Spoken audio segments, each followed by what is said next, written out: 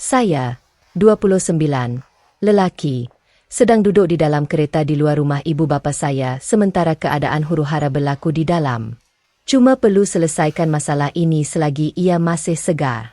Teman wanita saya, Natalia, 27, baru sahaja berdiri semasa makan malam kesyukuran, meneguk gelasnya, dan mengumumkan kepada seluruh keluarga, ibu bapa, adik-beradik, datuk dan nenek, mak cik, pak cik, sepupu, bahawa dia hamil. Dia sebenarnya berkata, "Kita akan menjadi ibu bapa," sambil tersenyum kepada saya. Saya meletakkan garpu dan berkata, "Pasti bukan milik saya." Bilik itu menjadi sunyi senyap. Anda dapat mendengar alat bantu pendengaran nenek saya berdengung. Natalia ketawa gugup. "Sayang, berhenti bergurau." Saya tidak bergurau. Saya telah menjalani dasektomi 3 tahun yang lalu. Inilah latar belakangnya. Saya digugurkan pada usia 26 tahun. Tidak pernah mahukan anak. Saya menjelaskan perkara itu kepada semua orang yang pernah saya temui, termasuk Natalia. Kami telah bersama selama 18 bulan, dan saya memberitahunya semasa temu janji ketiga kami tentang dasektomi. Dia kata dia okey sahaja kerana tidak mempunyai anak. Malah berkata ia melegakannya kerana kehamilan menakutikannya. Saya menyimpan sijil dastomi di dalam dompet saya. Ya, flex yang pelik. Tetapi saya mula melakukannya selepas bekas teman wanita cuba memerangkap bayi saya, dan saya memerlukan bukti. Jadi, di meja makan dengan kaserol kacang hijau ibu saya yang semakin sejuk, saya mengeluarkannya. 15 Mac, 3 tahun yang lalu, Dr. Morrison di klinik urologi juga menjalani pemeriksaan susulan saya untuk mengesahkan bahawa saya tidak menunjukkan sebarang bukti. Muka Natalia menjadi putih kemudian merah. "Itu palsu. Awak bohong." Abang saya mengambil sijil itu, memeriksanya. Dia seorang jururawat. "Tidak, ini nampak sah. Malah ada meterai klinik." Ketika skim Natalia kehilangannya, mula menjerit bahawa saya mesti telah membalikannya. Bahawa saya cuba meninggalkannya dan bayi kami. Ibu saya cuba menenangkannya, tetapi Natalia menolaknya dan berlari ke bilik mandi. Inilah masalahnya. Kakak saya mengekorinya dan terdengar Natalia bercakap di telefon. Ia tidak berkesan. Dia menjalani dastomi. Apa yang perlu saya buat sekarang? Kakak saya kembali dan membisikkan ini kepada saya. Saya pergi ke pintu bilik mandi dan dapat mendengar Natalia bercakap. "Tidak, Trent. Saya tidak boleh pergi begitu sahaja kerana keluarganya kaya. Skim sebabnya. Trent, kawan baiknya yang gay, yang telah bermalam di apartemennya selama 2 bulan yang lalu kerana dia berada di antara tempat-tempat." Saya berjalan kembali ke ruang makan dan mengumumkan kepada semua orang bahawa Natalia baru sahaja mengaku di telefon bahawa dia mengandung bayi Trent dan cuba menganggapnya sebagai anak saya untuk mendapatkan wang. Ayah saya, yang biasanya seorang yang tenang, berdiri dan berkata, "Wanita itu perlu meninggalkan rumah saya." Sekarang Natalia keluar dari bilik mandi, melihat semua orang merenungnya dan cuba berpura-pura menjadi mangsa.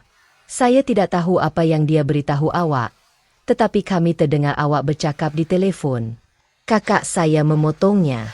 Awak kata ia tidak berkesan dan menyebut seseorang bernama Trent.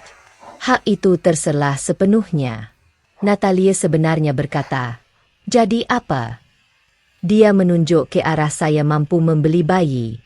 Dia berpendapatan 6 angka. Trent pun tak mampu beli apartemennya sendiri. Awak patut gembira ada bayi dalam keluarga. Nenek saya, 87 tahun dan tajam seperti serangan, berdiri dan berkata, "Keluar dari rumah anak perempuan saya sebelum saya hubungi polis." Natalia mencapai beg tangannya, berpaling kepada saya, dan berkata, "Awak akan dengar daripada peguam saya. Awak yang buat saya hamil, dan sekarang awak tinggalkan saya." Saya ketawa. Sebenarnya ketawa. Semoga berjaya. Saya ada rekod perubatan, ujian kiraan sperma Sifa, dan kini 15 saksi pengakuan awak. Dia pergi, menghempas pintu. Kami selesai makan malam. Ibu saya membuatkan pinggan tambahan untuk saya daripada drama yang saya terlepas semasa di tempat letak kereta menaip ini. Tetapi sesuatu memberitahu saya bahawa ini belum berakhir. Kemas kini 1. Saya betul. Ia belum berakhir. Semalam, Natalia muncul di apartmen saya bersama Trent dan ibunya. Pada pukul 7 pagi hari Sabtu, mengetuk pintu saya seperti polis. Saya membukanya dengan telefon saya sudah merakam. Ibu Natalia, Deb, setamata-mula menyindir saya. Beraninya awak malukan anak perempuan saya pada hari kesyukuran? Awak akan bertanggungjawab ke atas bayi ini. Saya dengan tenang berkata, saya telah menjalani dastomi. Ia bukan anak saya. Trent, lelaki ini yang kononnya kawan baiknya yang gay, cuba menjadi agresif. Dengar sini, kawan. Nak kata dia yang menyebabkan Natalia hamil. Jadi beranilah. Menarik, kata saya. Kenapa awak begitu terlibat dalam hal ini, Trent? Dia sebenarnya cuba menyerbu masuk ke apartmen saya. Saya menghalangnya. Saya akan hubungi polis kalau awak tak pergi. Deb menjadi seperti Karin. Hubungi mereka. Kami akan beritahu mereka dia yang menyebabkan anak perempuan saya hamil dan meninggalkannya. Bagus. Saya akan tunjukkan rekod dastomi saya dan sijil daripada pakar urologi saya yang menyatakan saya mempunyai sifat kiraan sperma. Kemudian saya akan mendakwa mereka atas gangguan. Natalia mula menangis, tetapi bukan air mata sebenar. Tangisan palsu itu yang dia lakukan apabila dia mahukan sesuatu. Saya tidak percaya awak buat saya macam ni. Kami sedang membina kehidupan bersama. Tidak, saya betulkan. Awak tinggal di apartmen saya separuh masa, makan makanan saya, menonton Netflix saya, dan nampaknya tidur dengan Trent. Trent melangkah ke hadapan lagi. Saya tak tidur dengan perempuan kawan sesiapa. Dek, ketika skim ibu Natalia membuat kesilapan besar. Dia berpaling kepada Trent dan berkata, awak cakap awak akan pujuk dia. Kesunyian itu indah. Trent sedar dia telah dibocorkan. Natalia sedar ibunya baru sahaja mendedahkan penyamaran mereka. Saya hanya berdiri di sana. Telefon merakam semuanya. Saya rasa kita sudah selesai di sini, kata saya dan mula menutup pintu. Natalia cuba menghalangnya dengan kakinya. Tunggu. Okey. Lihat. Mungkin tarikhnya dibatalkan. Mungkin ia berlaku sebelum kami eksklusif. Kami telah bersama selama 18 bulan. Awak dikatakan hamil 2 bulan. Pengiraan itu tidak berkesan melainkan awak mengaku curang. Dia membuang kakinya. Mereka beredar, tetapi tidak sebelum Deb menjerit. Awak belum dengar berita terakhir ini. Kemudian pada hari itu, saya menerima teks daripada nombor yang saya tidak kenali. Seorang peguam, sekurang-kurangnya seseorang yang mendakwa dirinya seorang, berkata dia mewakili Natalia dan saya perlu menjalani ujian paternity atau menghadapi akibat undang-undang. Saya memajukannya kepada sepupu saya, yang merupakan seorang peguam sebenar. Dia ketawa dan berkata ia jelas bukan daripada peguam sebenar. Tiada teks peguam yang sah daripada nombor rawat tanpa banyak kesalahan tata bahasa. Tetapi kemudian Natalia melakukan kesilapan terbesarnya. Dia melayari media sosial, menyiarkan dalam kumpulan sokongan ibu tunggal tentang bagaimana teman lelaki jutawan-nya meninggalkannya selepas dia mengumumkan kehamilannya. Dia tidak menggunakan nama saya, tetapi memasukkan butiran yang cukup untuk difahami oleh rakan-rakan bersama. Satu masalah. Saya bukan jutawan. Saya memperoleh pendapatan yang lumayan sebagai pembangun perisian. Tetapi saya tidak kaya. Dia melambungkan semuanya.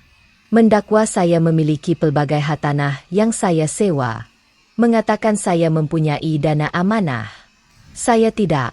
Dan menggambarkan dirinya sebagai mangsa kekejaman orang kaya. Siaran itu menjadi tular dalam kumpulan Facebook bandar kami. Orang ramai memanggil nama saya dalam beberapa jam. Jadi, saya melakukan sesuatu yang remeh. Saya menyiarkan sijil dastomi saya pada garis masa saya sendiri dengan kapsion PSA, telah melakukan ini 3 tahun lalu. Masih tidak menyangka.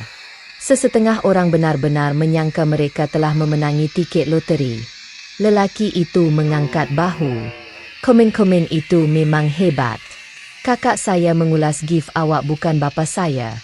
Abang saya menyiarkan tangkapan screen text di mana Natalia mengakui 2 bulan lalu bahawa dia gembira saya tidak mahu anak. Tetapi komen terbaik datangnya daripada seseorang yang tidak dijangka. Teman wanita sebenar Trent. Melanie. Ya.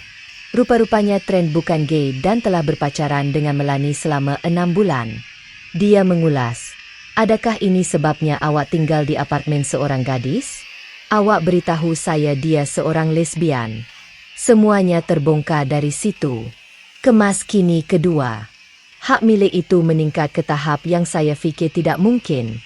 Selepas Melanie mendedahkan Trent, Natalia beralih kepada mod kawalan kerosakan. Dia menelepon saya sambil menangis. Kali ini dia menangis, merayu saya untuk menerimanya selama beberapa bulan. Rancangan sebenarnya.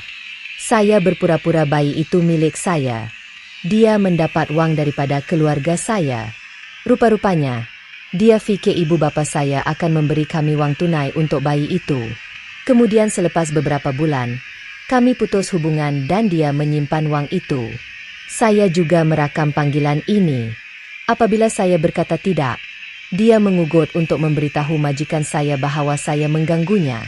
Teruskan, saya beritahu dia. Saya akan tunjukkan kepada mereka semua bukti percubaan penipuan awak. Dia meletakkan telefon dan benar-benar melakukannya. Menghantar email kepada HR syarikat saya mengatakan saya mewujudkan persekitaran yang tidak bersahabat untuk kehamilannya. Satu masalah, dia tidak pernah bekerja di syarikat saya. Kami tidak bekerja dalam industri yang sama. HR menelepon saya dalam keadaan keliru. Bertanya sama ada saya mengenali orang ini.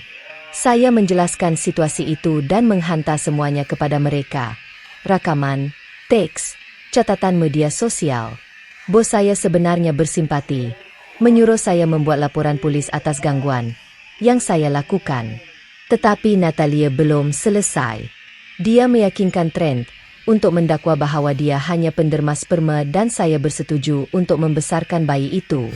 Mereka mencipta mesej teks palsu antara saya dan dia membincangkan pengaturan ini. Kecuali mereka bodoh.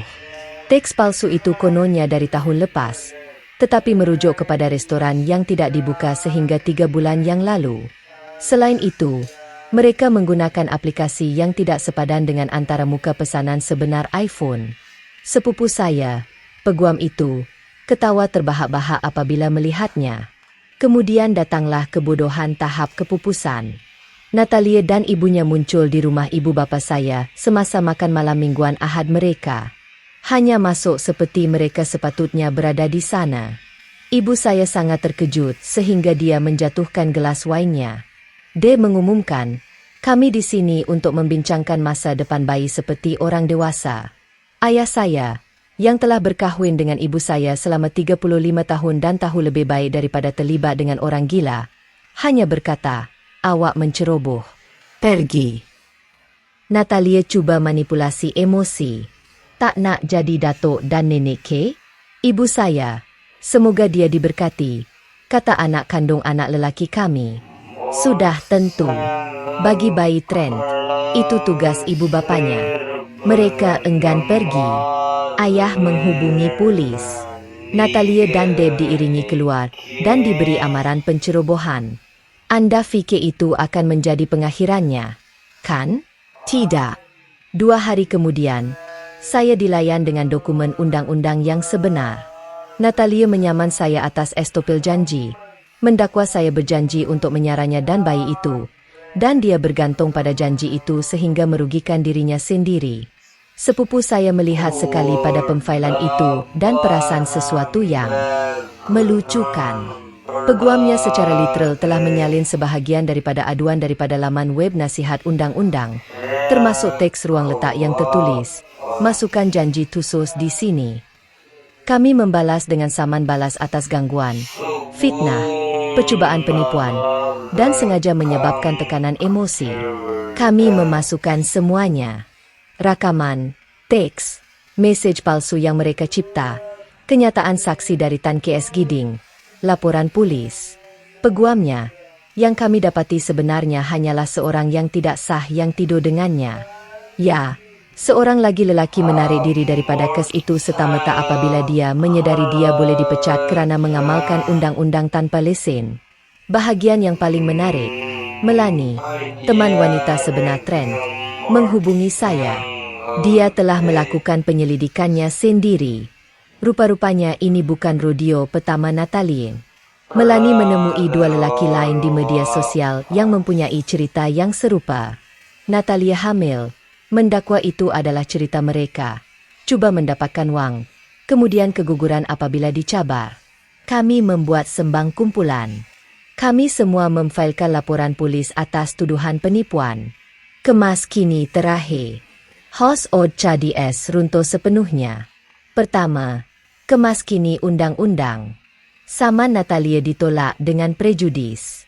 Hakim sebenarnya menegurnya kerana membuang masa mahkamah dengan tuntutan yang remeh dan palsu. Dia diperintahkan untuk membayar yuran guaman saya, kira-kira $3,500. Tetapi sebelum itu berlaku, dia mencuba sekali lagi salam Maria. Dia menghubungi bekas teman wanita saya di Instagram, cuba memburukan saya. Mungkin dia fikir dia akan mencari sesuatu untuk digunakan terhadap saya. Sebaliknya, bekas kekasih saya, kami berakhir dengan hubungan baik, terus mengambil tangkapan skrin semuanya dan menghantarnya kepada saya. Natalia telah menawarkan untuk membayarnya, untuk maklumat yang boleh membantu mendedahkannya. Bekas kekasih saya turut serta, memujuknya untuk mengaku secara bertulis bahawa dia cuba memeras ugot wang daripada saya, kemudian menghantar semua itu kepada saya juga. Saya menambahkannya ke dalam timbunan bukti. Kemudian Karma memberikan pukulan maut. Ingat lelaki-lelaki lain yang ditemui Melanie? Salah seorang daripada mereka berkahwin dengan seorang pendakwa raya. Ya, isterinya mengambil berat tentang kes ini. Natalia telah ditangkap minggu lepas kerana penipuan dan pemerasan. Trent telah ditangkap sebagai rakan subahat.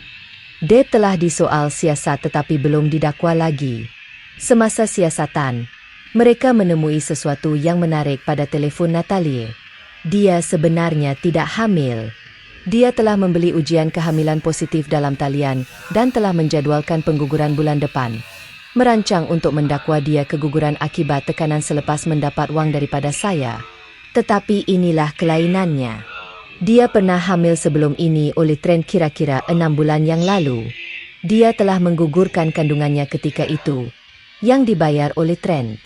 Ini semua hanyalah percubaan nombor 2 dalam penipuan yang sama, tetapi kali ini menyasarkan saya dan bukannya dia. Trent serta-merta berubah fikiran apabila dia mengetahui bahawa dia juga mempermainkannya. Memberikan pendakwa raya segala-galanya teks di mana dia melatihnya tentang apa yang perlu dikatakan. Mengakui keseluruhan rancangan itu. Malah bercakap tentang melakukan ini kepada lelaki lain. Ibu Natalia, Deb, meninggalkannya sepenuhnya apabila dia mengetahui tentang kehamilan palsu itu. Rupa-rupanya, dia juga ada hadnya. Terakhir saya dengar, Natalia mengambil perjanjian pengakuan bersalah, percubaan, restitusi, dan dia perlu menghadiri kaunseling mandatori. Trent mendapat khidmat masyarakat.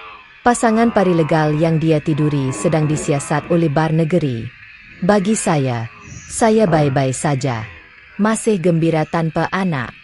Masih ada sijil dastomi saya di dalam dompet saya. Belamina sekarang. Ia kelihatan di suatu tempat. Mula berpacaran dengan seseorang yang baru. Seorang wanita tanpa anak yang benar-benar menunjukkan rekod biligasinya pada temu janji keduanya. Kami ketawa tentang parut pembedahan yang sepadan. Keluarga saya masih bergurau tentang kesyukuran itu. Nenek saya secara rasmi telah mengharamkan sebarang pengumuman semasa makan malam percutian melainkan ia diluluskan terlebih dahulu olehnya. Dan Natalia, dia berpindah semula bersama ibunya dan bekerja di pusat panggilan. Dia telah menyekat segala-galanya, tetapi rakan-rakan bersamanya mengatakan dia memberitahu orang ramai bahawa saya telah merosakkan hidupnya. Tidak, Natalia, awak telah merosakkan hidup awak sendiri sebaik sahaja awak memutuskan untuk berpura-pura hamil untuk wang. Main permainan bodoh, menangi hadiah bodoh. Dan sentiasa dapatkan kertas dastomi awak dilaminasi. Semua.